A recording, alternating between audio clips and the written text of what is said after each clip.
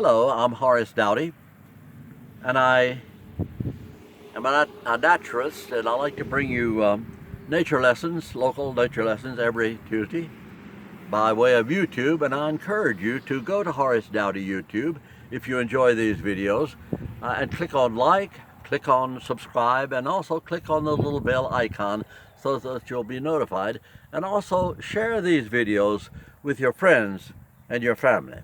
Today, I want to talk about the eastern hemlock. I have a branch in my hand from the eastern hemlock, and what you can't discern from this small piece is how big a hemlock can be.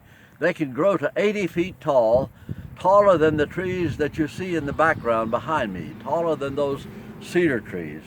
And the stumps can be as big as 2 feet or more across the stump.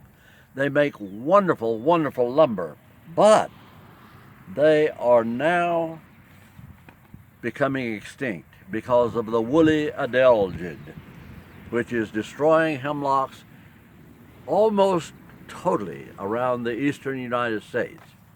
But they are beautiful.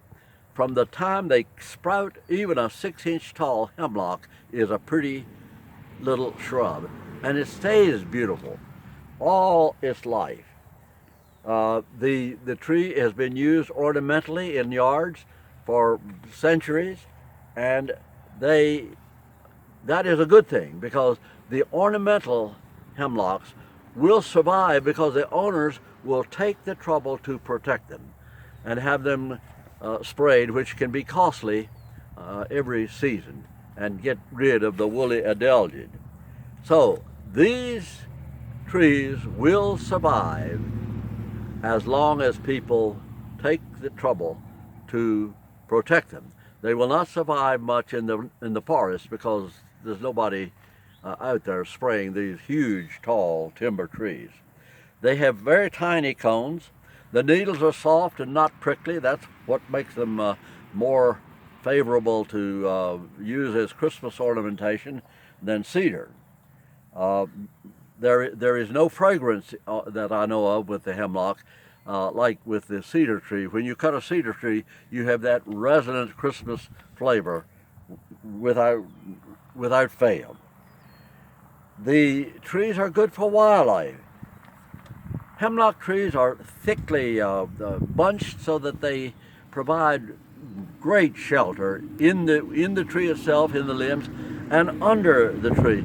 You can go into the woods after a heavy, heavy snowfall, and under a big hemlock tree you will find dry, warm earth.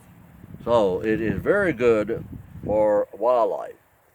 I am really hoping that it will not disappear like the American chestnut and like some of the ash trees and pines that we're really having trouble with disappearing. But I think if people will take care of the hemlock in their yards, we will have survivors, and sooner or later maybe the disease will go away. I certainly hope so. That is your nature lesson for today, the eastern hemlock, a wonderful, wonderful tree.